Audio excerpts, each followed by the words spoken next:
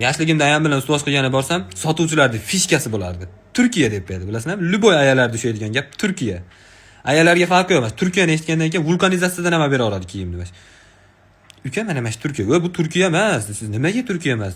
Chunki Turkiyada Eyza binolarda rasmini tushirib tagiga Let's go Sesha deb yozib qo'yish, u eng qizig'i Seshani lotinchada yozib qo'ygansizlar. Bu Turkiya emas. Siz bitta kiyib ko'ring, kiyib chiqasiz u.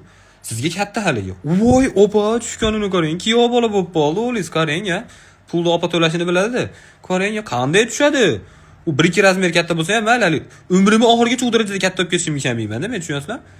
Rangi ham yomon. Mana shu bola uchun ishlab chiqarilganda. Ha, men uchun zavodda bittasi o'tirib olib, Feruz uchun bitta vodolaska qilamiz, sariq bo'ladi, oqda yozib qo'yamiz. Bilmayman, daltonikmi, did nima bo'lgan bilmayman men.